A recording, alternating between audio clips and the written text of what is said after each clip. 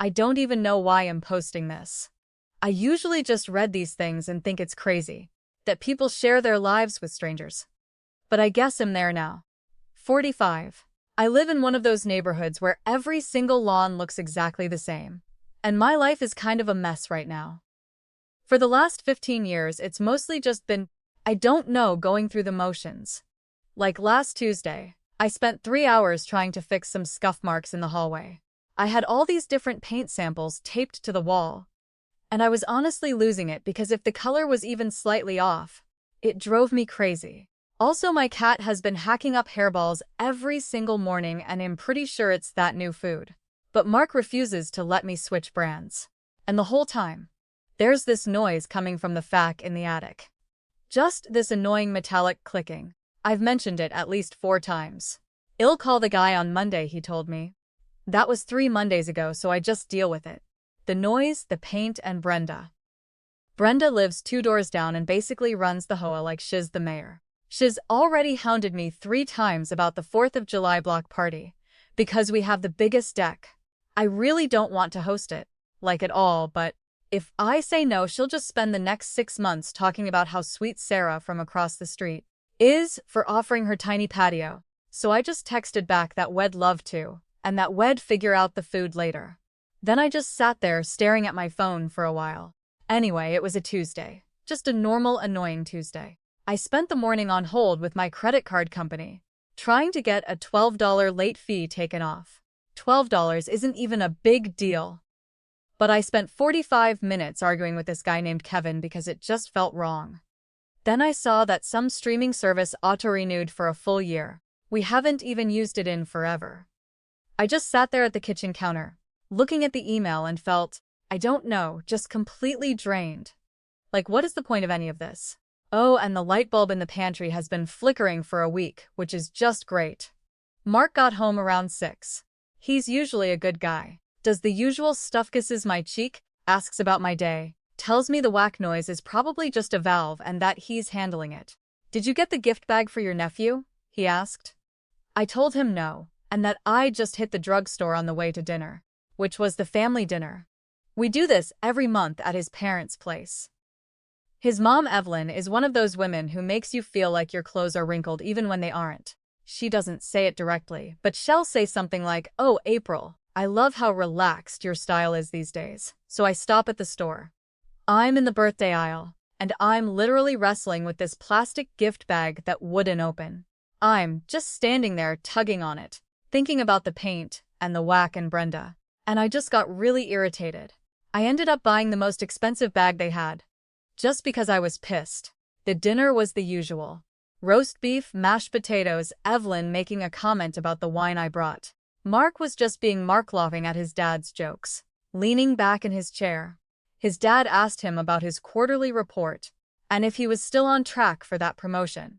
Mark just said, "Yeah, almost there, just a few more numbers to crunch." He seemed totally normal, maybe too normal, but I was too tired to care. Then he got up to help his mom clear the table and left his phone face up on the table. We don't really snoop. I don't care who he texts and he doesn't care about my phone. But the screen lit up. It wants a contact, just a random number.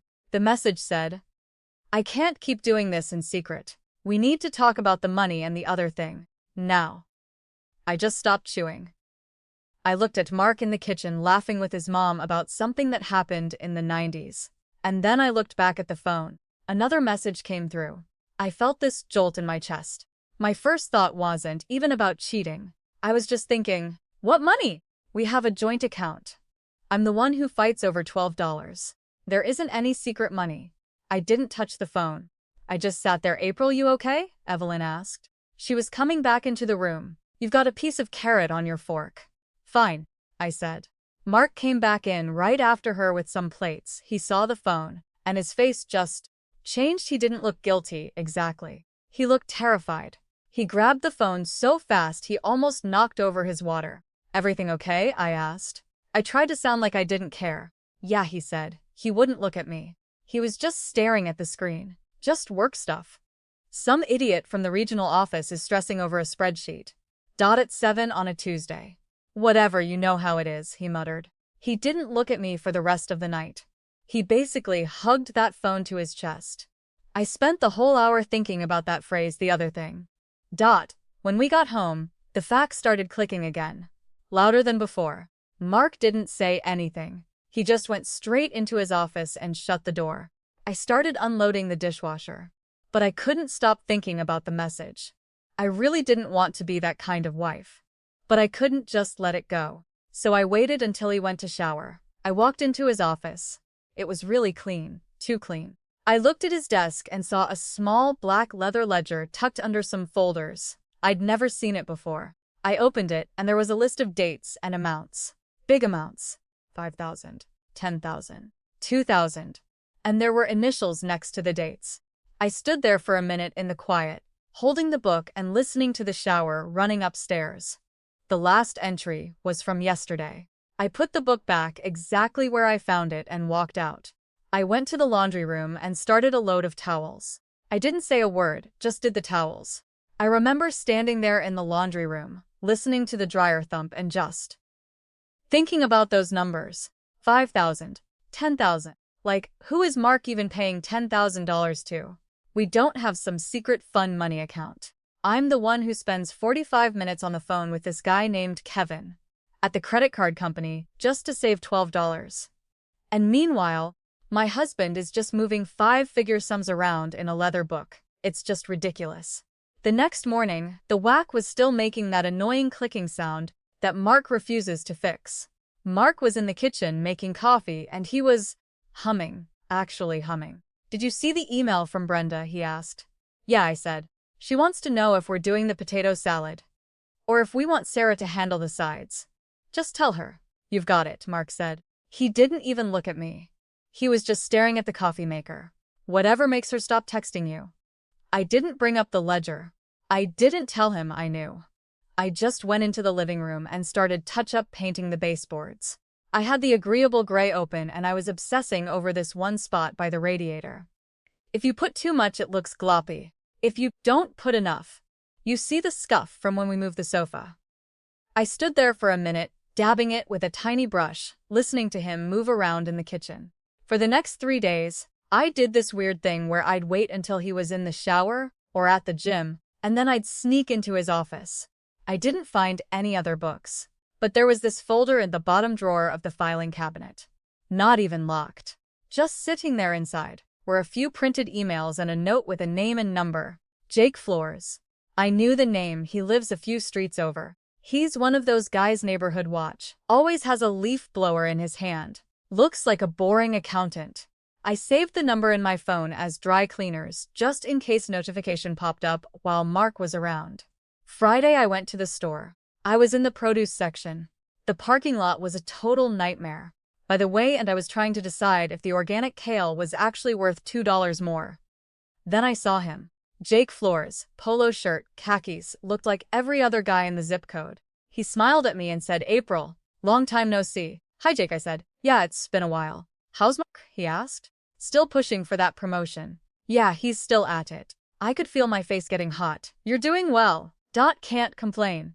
He stepped a little closer. "Listen." I didn't want to say anything in front of people, but I've been meaning to reach out. I think Mark is going through some stress. You know? He's been a bit erratic lately. I just stared at him. Erratic. "I don't want to get involved in your marriage, obviously," Jake said. He lowered his voice. "But just be careful. Some people aren't who they pretend to be." He gave me this look like he felt sorry for me, and then he just walked off to get avocados. I stood there for a minute with the kale, and I actually felt sick for a second. The nerve of this guy. When I got home, my hands were shaking a little. I didn't tell Mark. I just started scrubbing the counters, even though they were already clean. The next few weeks were a total nightmare, trying to act like a normal suburban wife, while basically playing detective in my own house. I started checking the trash.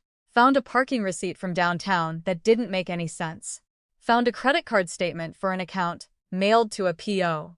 box, and Brenda wouldn't stop texting about the block party. "April, honey, just checking in on the menu," she texted. "I told Sarah you're doing the potato salad. We really need to make sure the spread is balanced also. I noticed your hedges are looking a little shaggy on the east side. Just a heads up for the board." I typed back. Sounds great. Brenda, I'll get the hedges trimmed this weekend. I didn't trim the hedges. I just spent the afternoon sitting in my car in the driveway, staring at my phone, wondering if I should just call Jake and scream at him then. On a Tuesday, Jake actually shows up at the house. Mark was at work. I was in the middle of this huge argument with the Costco CT Visa customer service line about some late fee. I had autopay set up, so I was literally shouting.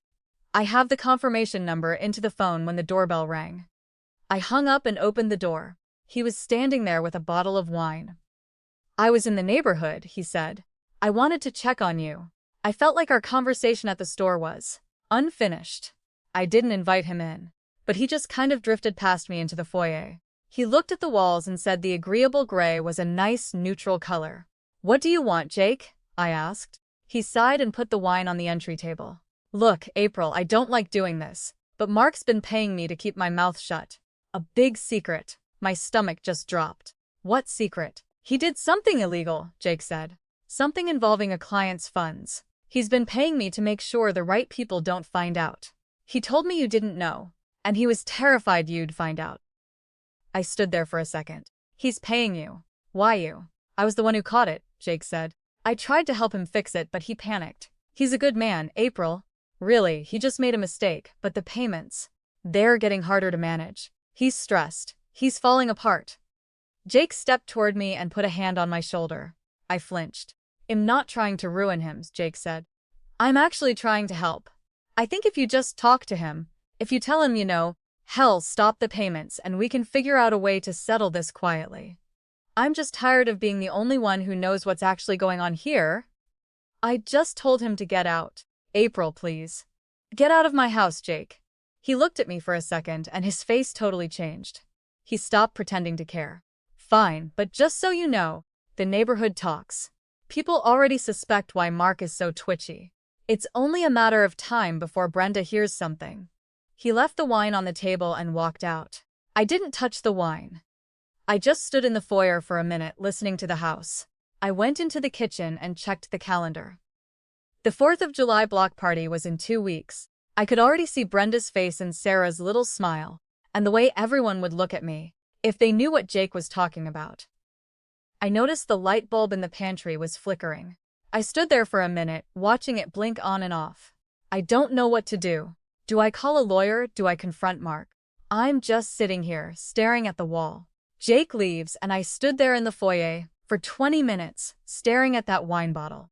I didn't even know the brand, but it looked expensive, and for some reason that pissed me off. Then the wax started clicking again.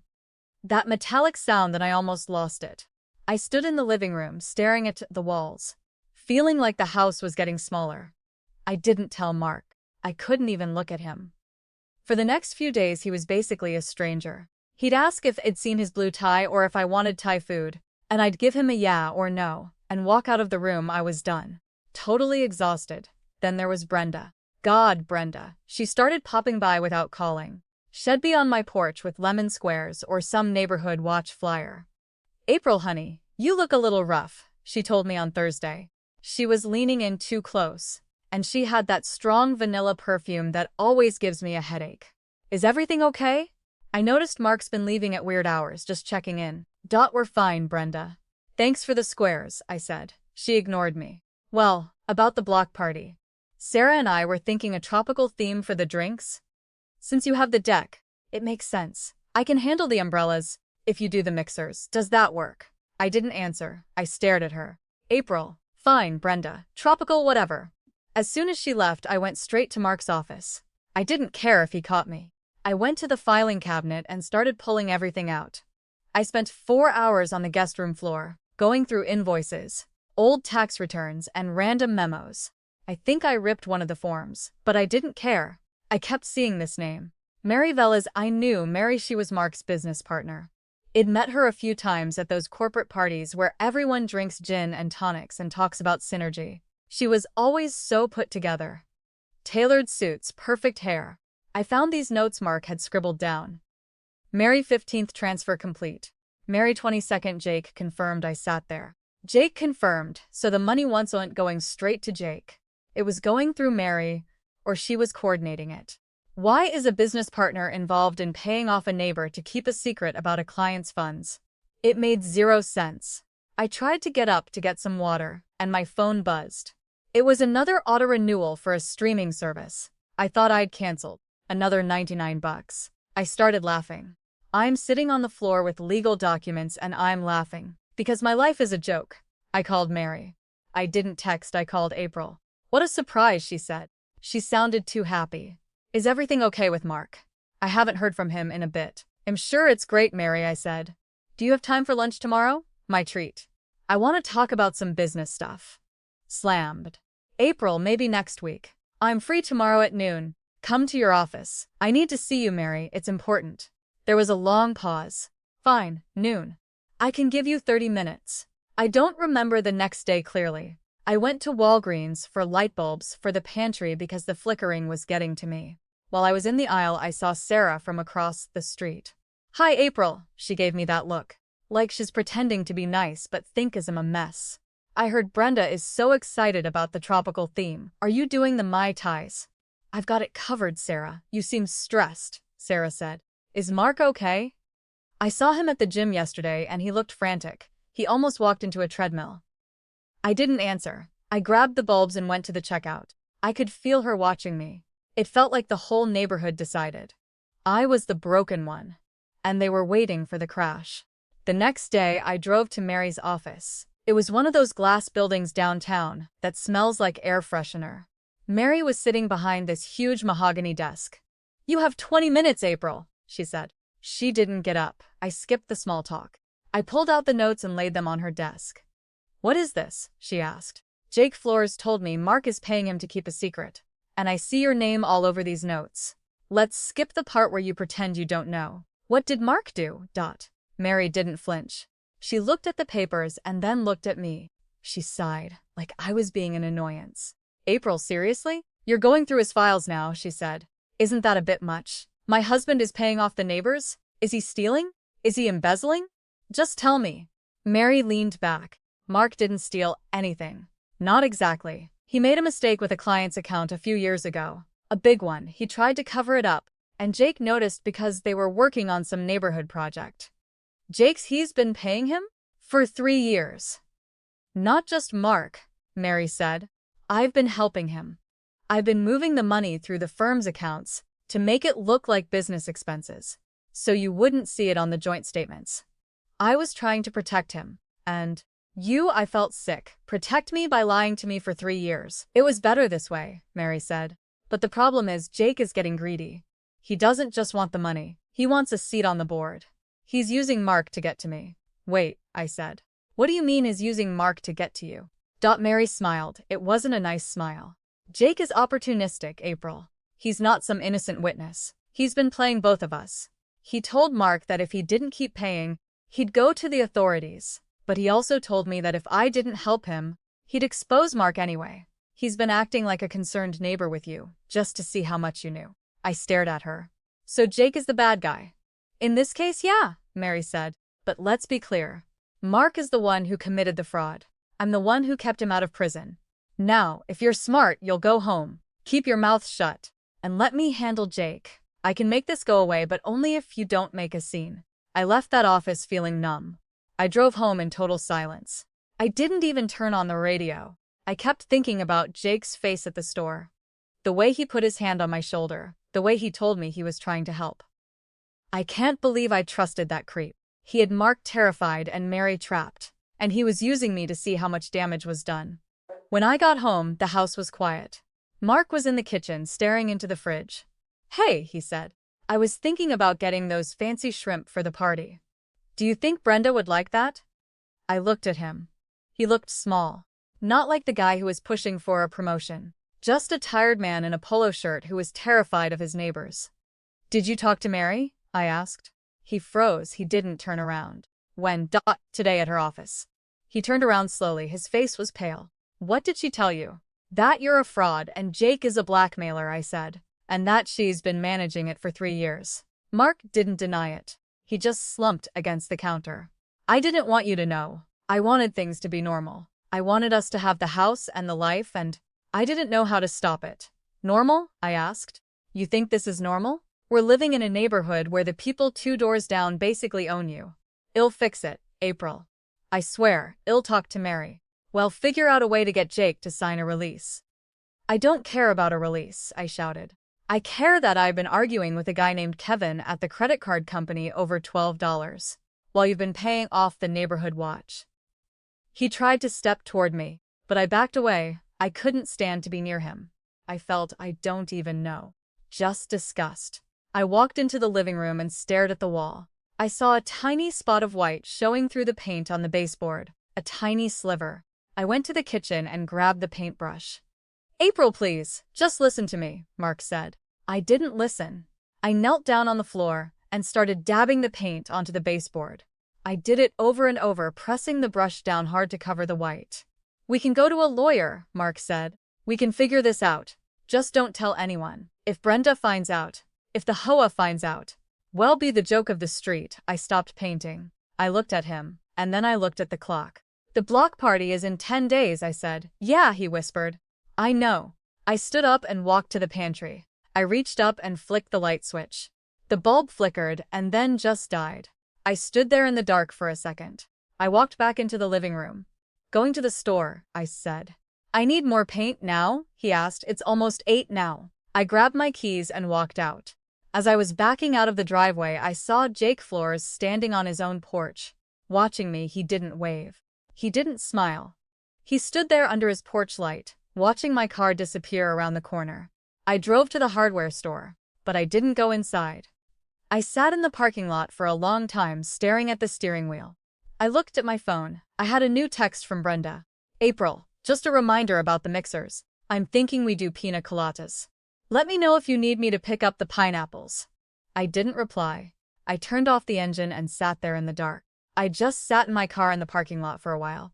I didn't even buy the paint. I just stared at that text from Brenda about the pineapples. And I don't know. Everything just went quiet. All I could hear was the engine cooling down and some car alarm going off a few blocks away. When I got home, I didn't say anything to Mark. He was in the kitchen and he'd actually cleaned the counters, which was weird. He had this look on his face, kind of hopeful, kind of pathetic, like he thought, if he just acted like a good husband for a few hours, the fraud and the blackmail would just disappear. I started the marinade for the shrimp. He told me I'm going to bed, I said. He tried to keep it going. April, we can't just do this. We need a plan, Mary said. I don't care what Mary said. I didn't even look at him. I just walked upstairs. I woke up at 5 a.m. the next morning, while he was still asleep. I went into his office, grabbed the ledger and the printouts of those emails from Mary and threw them in a manila folder. I wasn't even nervous. I was just exhausted. The next few days were just weirdly normal. I went to Costco, spent like 20 minutes arguing with some city Visa rep over a stupid late fee administrative charge that made no sense. I stayed on hold for 15 minutes listening to that terrible elevator music, just gripping the phone and thinking about the folder in my bag. Then, there was the streaming service. I found a $99 charge for a premium family plan for something I didn't even use. I spent an hour in the settings menu, clicking cancel subscription. Then, are you sure? Then we'll miss you. Until it finally said subscription canceled. It felt good. It was the only thing I actually had control over. I called a lawyer. A woman named Alina was basically a shark for high-asset divorces, where people lie about money. Her office was in a boring little strip mall next to a nail salon. I just laid the folder on her desk. He's been paying a neighbor for 3 years to cover up a fraud he did at work, I told her. His business partner helped him hide it. I want out. I want everything, and I want it before the neighbors find out, and the property value drops. Alina looked through the papers. She didn't make a big deal out of it, she just nodded. This is good, she said. The partner hiding the funds. That's huge leverage. We don't just go after Mark. We make it clear to Mary that if this goes to court, her involvement is public record. She'll lose her license. Exactly, I said. What about the neighbor? Jake Flores, I said. He's the one calling the shots. I don't want him getting a dime of my money. We'll handle it, she said. But you have to keep playing the part. No fighting, no screaming. Just be the suburban wife until the papers are served. So I went home and I acted. It was the easiest job of my life. I started talking to Mark again. I even smiled. you're right, I told him. On Monday we should probably just let Mary handle Jake. I don't want to make a scene. Mark looked like he'd just won the lottery. He actually hugged me. I stood there for a minute, my arms limp, thinking about how much I hated the smell of his cologne. I knew he'd understand, he whispered. I love you, April. I know, I said. Then Brenda started texting me every 4 hours about the block party. April, weather report says it's going to be a scorcher. We need to move the buffet table under the pergola. Can you move those heavy planters by Friday? Also, Sarah is bringing a coconut cake, so we might be over on sweets. Maybe skip the fruit tart. I typed back, planters will be moved. No fruit tart sounds perfect, Brenda. On Wednesday, I had to go to Walgreens. I'd completely forgotten. It was my nephew's birthday. I was wandering the aisles, looking for a gift bag, something that looked expensive but wasn't. When I ran into Sarah, she was in a tennis outfit, looking perfectly crisp. April! Oh my gosh, you look better, she said, looking me up and down. You seem more relaxed, did you and Mark finally work things out? We did, I said. I picked up a shiny blue bag with silver stars. Everything is just settling into place. I'm so glad, Sarah said. She stepped closer and dropped her voice.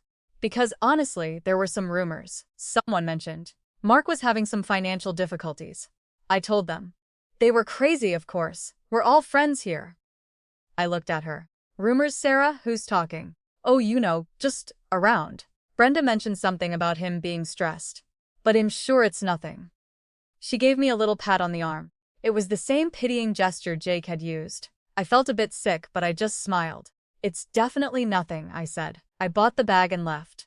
The next few days were just a blur of acting. I spent Saturday morning touch-up painting the living room. I found one more scuff near the door, a tiny line where the vacuum had hit the wall. I spent 20 minutes dabbing gray paint onto the spot, making sure the edges blended. I wanted the house to look flawless. Mark was trying too hard. He bought flowers. He wanted to take me to dinner. He kept talking about our future and how once this is settled with Jake, we can finally take that trip to Italy. Italy sounds great, I said. I didn't look up from my phone. I was checking the balance of my new separate bank account. The 4th of July arrived. The street was full of red, white, and blue. Every lawn had a flag. Every driveway had a cooler. The air smelled like charcoal and sunscreen. Brenda was in her element. She had on a tropical dress and a wide-brimmed hat, floating from house to house like she was the mayor of the cul-de-sac. April, honey, the mixers are divine, she shouted, pointing to the drinks on my deck. And the planters, perfect placement. You really have an eye for this. I was by the grill with Mark. He was wearing a Kiss the Cook apron, laughing at something a neighbor said. He looked so comfortable. He actually thought he'd won. He thought he'd managed his secret, managed his partner, and managed me. Around 3 p.m., Jake Flores walked onto the deck. He was wearing a polo and khakis, just like always. He had a plate of potato salad. He walked straight up to us. Great party, guys, Jake said. He gave Mark a little nod. Everything's still on track, right, Mark? Mark stiffened. Yeah, everything's fine, Jake. Good, Jake said. He looked at me. You look beautiful, April. Very composed, I smiled. Thanks, Jake. Then my phone buzzed. It was a text from Alina. Done, served. I didn't react. I just took a sip of my pina colada. About 10 minutes later, while Brenda was shouting something about the cake in the background, I stepped into the kitchen with Mark. I handed him a thick envelope I'd picked up from the lawyer. What's this? He asked. He sounded confused. The deck went quiet as people noticed us stepping away. Brenda stopped talking. Sarah stopped laughing. Everyone was watching. Mark opened the envelope. I watched the blood drain out of his cheeks. He read the first page. Then the second. He couldn't look at me. What is it? Brenda asked with that fake concern. Is everything okay, Mark? Mark didn't answer. He just stood there staring at the ground. Mark, he said, finally looking at me. What is this? You're done, Mark. Seriously, I said, keeping my voice low. I've already moved half the joint assets into an account you can't touch. Alina has the receipts regarding the fraud and the blackmail, and she's already sent a copy to Mary. I could almost hear the neighbors gasp. Brenda's eyes darted to Sarah, then back to me. The rumors were real now. You did this, Mark whispered. I did, I said. April, please, he said, his voice cracking. Not here. Not in front of everyone. Why not? I asked. We're all friends here, right? Like Sarah said. Jake Flores was standing a few feet away. He looked genuinely shocked. For the first time, he wasn't smug. He realized the leverage he had over Mark was now a weapon I was using to dismantle the whole thing. "I think it's time for the party to end," I said. I turned to Brenda. "The pina coladas are on the table. Help yourself to the rest. But I think we're done hosting." "April, honey. Surely we can just," Brenda started. "Get off my deck, Brenda," I said. It wasn't a scream, just a statement. The guests started to filter out. They didn't leave quickly. They lingered, whispering and casting those sidelong glances at Mark. I watched them go, feeling a strange sense of relief. The perfect suburban facade had cracked, and I could finally breathe. Once the last neighbor left, the house felt huge and empty. Mark was still sitting in one of the deck chairs, staring at the legal papers. "I can't believe you did this," he said. "I can," I said. I walked inside. I didn't want to hear excuses or how he did it for us. I went into the kitchen and started cleaning up. I put the leftover shrimp in a Tupperware container. I wiped the counters. I threw away the empty pineapple cans. As I was finishing, I heard the whack unit make that loud metallic clicking sound again. I'd been ignoring it for months. I walked over to the utility closet, found the number for the repair company, and dialed it. "Hi," I said when the woman answered. "I have a unit that's making a clicking sound. I want someone here tomorrow morning to fix it. I don't care what it costs." I hung up the phone. I walked into the living room and saw the spot on the baseboard where I'd touched up the paint. It looked perfect. Not a single scuff left. I sat down on the sofa and waited for the silence to settle. Mark was still outside on the deck. He didn't come back in. I just sat there, looking at the wall, listening to the quiet.